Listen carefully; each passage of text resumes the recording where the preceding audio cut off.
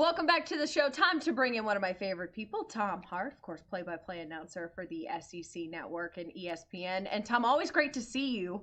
And the exciting thing is you're calling this game for Arkansas against Tennessee. We will get to see you in person at the stadium. I know you're excited to be on location. It'll be my first college football game of the year where I actually get to go to the stadium. I cannot tell you how much I've missed it over the course of this entire pandemic, not going to any games at all, but missing college football the most. And I'm excited to see fans in the stands, even if it can't be full. I'm excited to see coaches in person and players in person. And I'm just excited to get on the road. I mean, I love the social aspect of this, and I love the travel aspect. So I had a choice, like when I was going through school and the question was, hey, would you rather sit in a studio or be at the game? And it took me about a half second to say, I don't care about the travel. I want to be at the game, but I kind of need to be at the game. So this will be a fun trip for me. I think I'd be lying and the rest of the team would be lying if we don't miss it too. There's that sense of disconnect with the Zoom world right now compared to being in person and talking to these players and coaches one-on-one. But what's that been like for you, calling stuff from home? I know, the con of not being there, but the pro of, you get to hang out with your kids a lot more. Yeah, the family life has certainly taken a big bump by, I finished a game, the clock hit triple zeros, sitting in my basement. I log off the Zoom, I walk up the stairs, and everybody's sitting right there. So that's cool. And that's something that I think when we look back on this, whether you're a sportscaster or you're a salesman or you're a teacher, and you look back at the time that you're able to spend with your family, will definitely be a positive. There are challenges that come with it, which calling a game from home. And as you mentioned, like the personal relationships are so very important in any industry, but especially in sports. And we're lucky that our crew's been doing this for a while. I have two guys in Jordan Rogers and Cole Kublik that both played in this conference. So they have personal relationships and they, we have wide nets that we're able to cast. So those are still there, and we get great answers from coaches and players, and you try to make that virtual connection. It's sometimes hard and it can be awkward, just like any industry. But luckily, we already know these people and we cover this league. And I think, they're as familiar to us as we are to them. And that makes things a lot easier, I think, than some other broadcast crews have it. I also have to assume, granted, never been up there in the booth, but standing beside Jordan, feeding off of his energy and vice versa has a lot to do with the broadcast as well. Yeah, it's not just the energy, it's the nonverbal communication that makes it as seamless as possible. Sometimes, and I don't know, since it's my first one, we're going to have a divider of some sort up. I don't know, if he's going to be at arm's length or arm's length plus. But, it's just like, think about it like this. If you're out to dinner with another couple and your husband says something stupid, you don't have to say anything out loud. You can just give him a glance, and it may look friendly to everybody else, but you and he both know that that's something he shouldn't have said at the table. I give Jordan a glance, he can give me a look, we can get back on track. Or, it could be an example where we have storylines that we really want to get to and need to get to, and you have to work together, to get to those storylines. I learn so much from those guys every weekend. Learn more about the game of football every time I'm with them. So that's one thing that I've missed too. We get clips sent to us from Jordan and clips sent from Cole, and I'll sit there, Sunday night when I get them, and I'll flip through every one of them on the Vimeo or whatever operation we're using on the phone. But it's not the same as sitting in a film room and one guy having the pointer and saying, this is what I really love about what they do here, and watch how the other players react. So there's a lot of challenges being away, and I think we've made the most of it, but we're certainly going to appreciate and take advantage of being there together. All right, let's talk some football now. First Arkansas game for you from afar. On a scale of 1 to 10, how impressed have you been with the Razorbacks?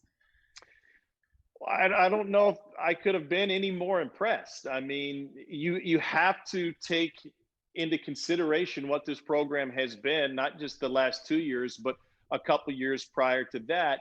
And I think it's fair to talk about the lack of excitement outside of the program. And I think fans can relate to that. But to me, what was much more important was having a blueprint and a plan within the program. and how are we going to get to where we need to be. Obviously, you come in with a new coaching staff that preaches trust, and they have guys that have bought in.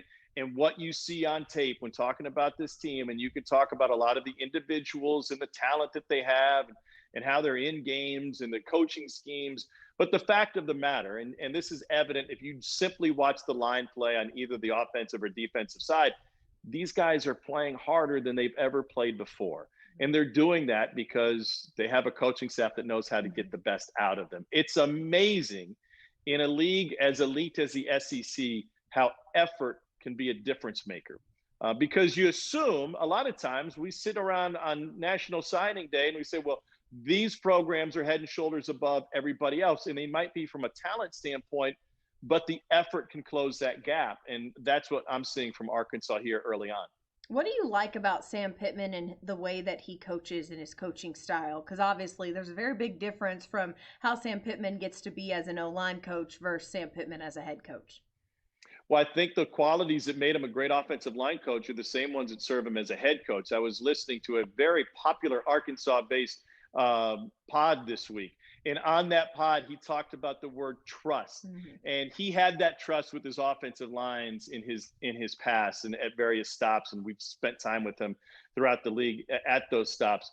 And if you can get that trust across to an entire team of 85 scholarship players, plus 15 or 20 walk-ons, and you treat everybody the same, whether they're the frontline guy or the last guy in, and the last guy on the roster, I think that resonates and it gets people to play hard for you. I've always thought, to draw a parallel, when I would watch Nick Saban's teams practice at Alabama, what set them apart from others, and these are national championship contenders, is the buy-in that you get from everybody. And that includes the walk-ons on the sideline. And there's different reasons that you get buy-in.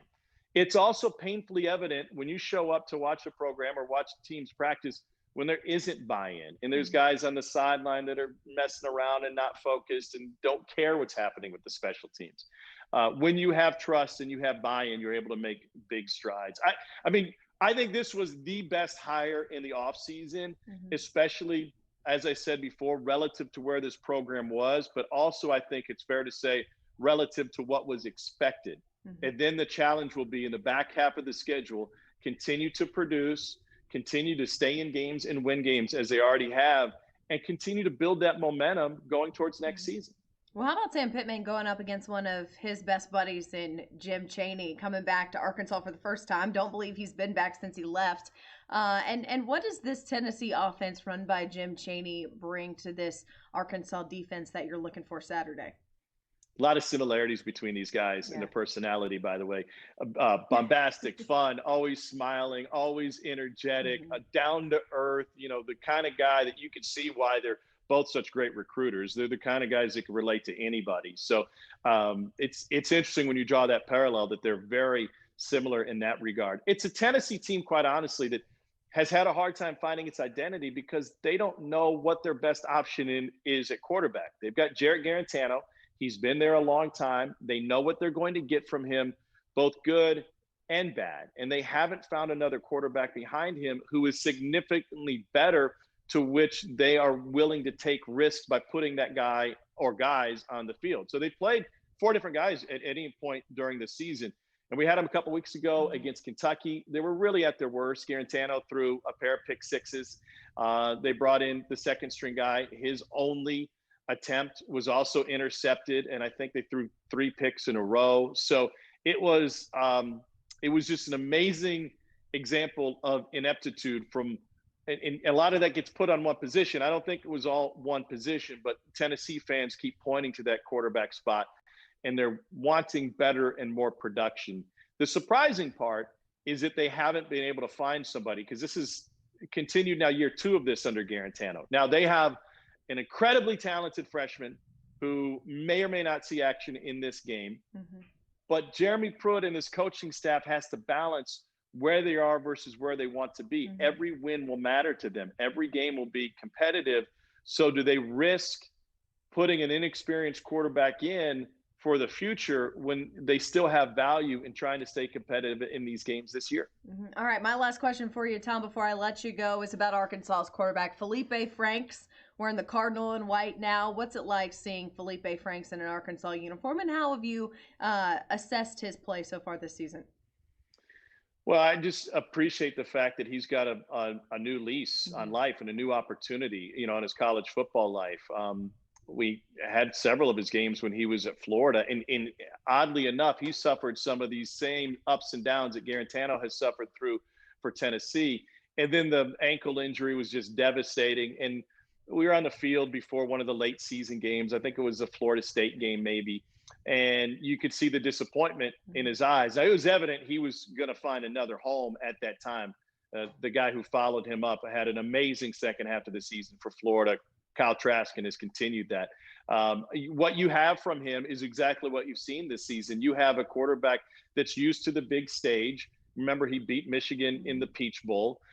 He was starting as a redshirt freshman at Florida. No moment is going to be too big for him, and he also knows how to bounce back from the downs, and he had some while he was at Florida. I was really impressed last time out against A&M with his running style and his willingness to be a runner. That's what Dan Mullen always preached at Florida. He said, I don't need the fastest quarterback.